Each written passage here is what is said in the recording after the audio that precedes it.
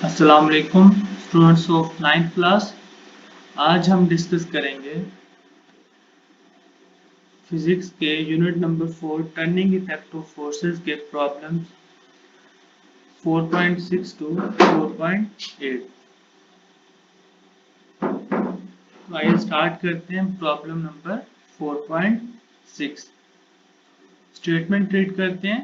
The steering of a car has a radius 16 centimetre. Find the torque produced by a couple of 50 Newton। Car steering है, उसका radius 16 centimetre है।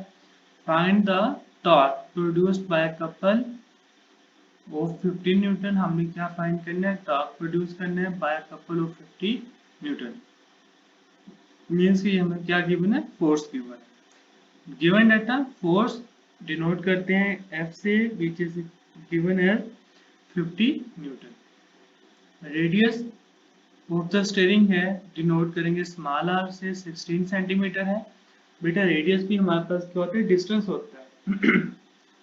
तो जो भी distance है उसका यूनिट हमारे पास होता है मीटर। तो फर्स्ट ऑफ ऑल हम सेंटीमीटर को कन्वर्ट करेंगे मीटर में। तो centi is the prefix and it's value is 10 power minus 2। तो 16 multiply 10 power minus 2 metre and which is equal to 0.16 metre. Find क्या करना है? Torque produced by the couple. Find कैसे करेंगे? By using the following relation. Torque of couple is equal to force multiply by perpendicular distance between them. Force और perpendicular distance को multiply करा देंगे, torque of couple आ जाएगा। Let the perpendicular distance कितना है? Will be equal to diameter of steering. यानी कि जो परपेंडिकुलर डिस्टेंस है वो हमारे पास किसकी इक्वल है? Diameter of steering. And diameter is equal to 2r, यानी कि 2 टाइम्स ऑफ रेडियस हमारे पास इक्वल होता है डायमीटर के। तो टॉर्क प्रोड्यूस्ड बाय कपल, तो फोर्स की सिंबल लिख देंगे F and perpendicular distance which is equal to 2r। ये हमारे पास फॉर्मूला आ गया जिसको हम यूज करते हुए कपल फाइंड कर लेंगे। Put values in equation number 1।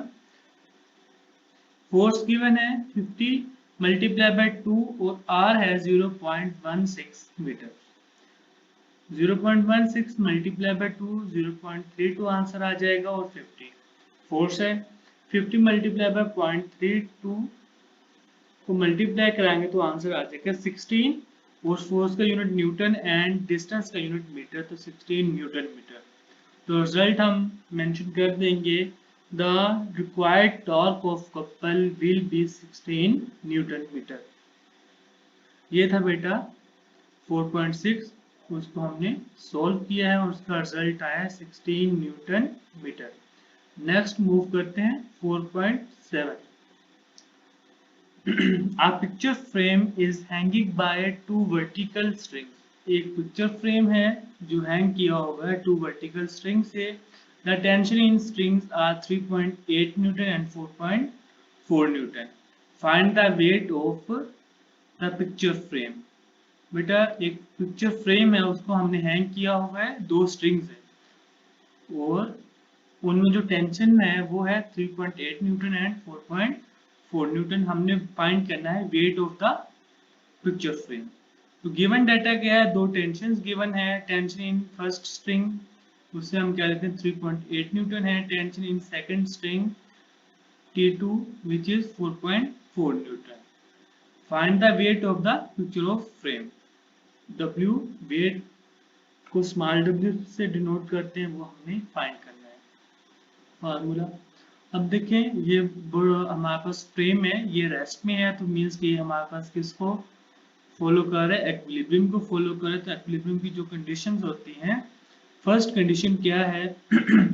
Some of all the forces acting on a body is equal to 0। तो सम के लिए हम ग्रीक लेटर सिग्मा यूज करते हैं और फोर्सेस के लिए एफ। सिग्मा एफ मीन कि sum of all the forces equal to 0। Solution में मूव करते हैं। As we know first condition is sigma F is equal to 0। तो फोर्स है, फोर्स को हम लिख सकते हैं, फोर्स को हम अगर इसके कंपोनेंट में ड्राइव करते हैं तो एक इसका एक्स कंपोनेंट बनता है और second one it's Y component. तो एक्स कंपोनेंट में और वाई कंपोनेंट में अगर हम इसको रिजॉल्व करते हैं तो सिग्मा एफ एक्स भी 0 होना चाहिए और सिग्मा एफ वाई भी 0 होना चाहिए।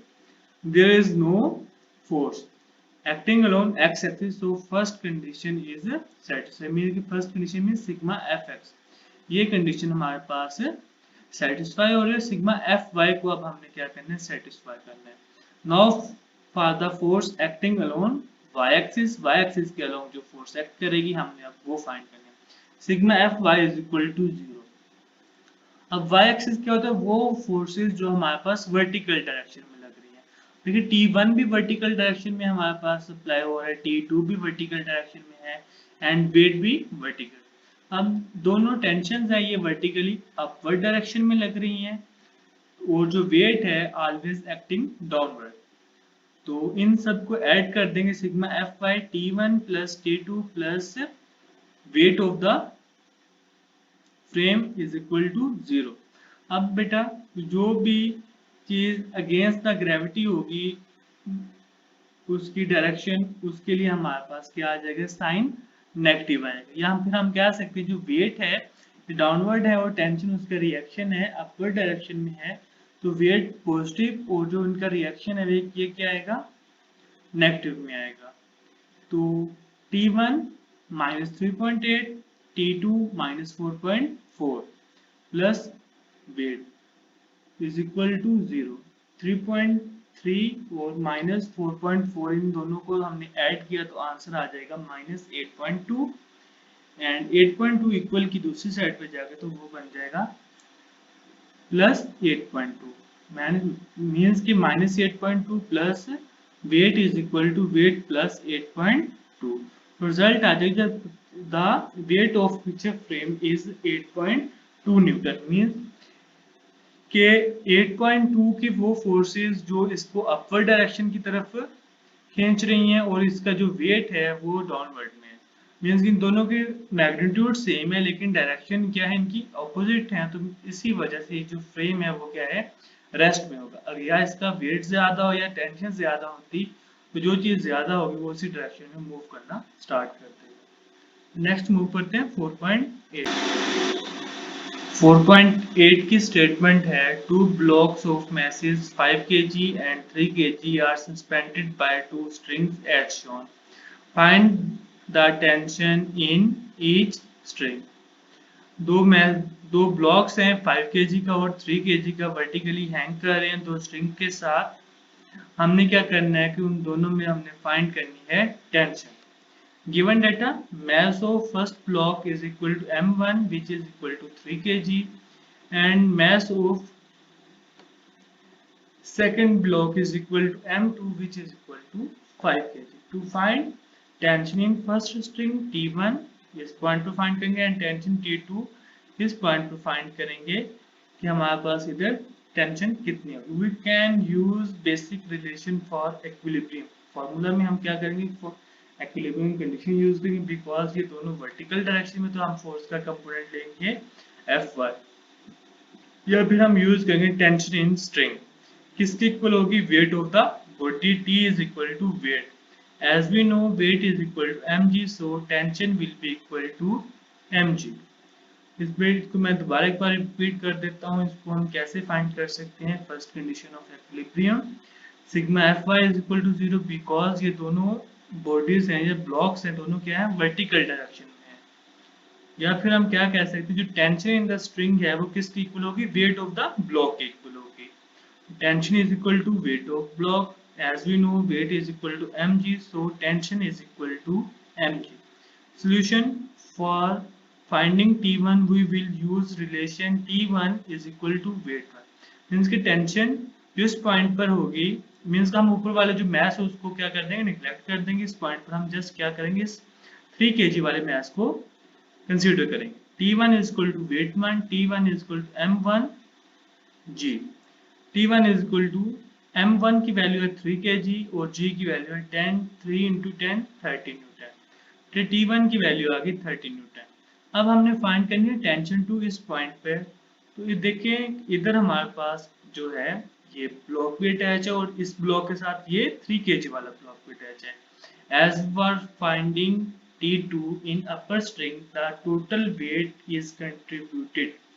तो T2 के लिए जो टोटल वेट है M1 और M2 का, ये दोनों कंसिडर किए जाएंगे। तो T2 is equal to W1 plus W2।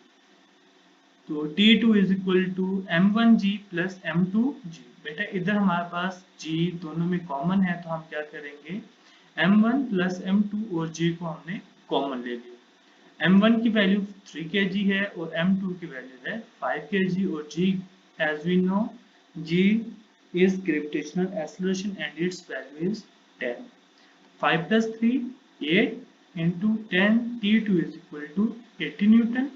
Result mention कर देंगे। Tension due to mass M1 is T1 which is 30 newton and tension T2 is 80 newton. ये बेटा दोनों टेंशन थे। T1 जो हमारे पास आई है 30 न्यूटन एंड T2 जिसको फाइंड किया है और वो है 80 न्यूटन। बेटा ये थे 4.6, 7 और 8 प्रॉब्लम नंबर। अगर आपको वीडियो पसंद आए तो इसे लाइक करें, अपने दोस्तों के साथ शेयर करें और इस चैनल को सब्सक्राइब करें। अगर आपका वीडियो के रिलेटेड कोई भी क्वेश्चन हो तो आप इसे कमेंट सेक्शन में पूछ सकते हैं। Thank you.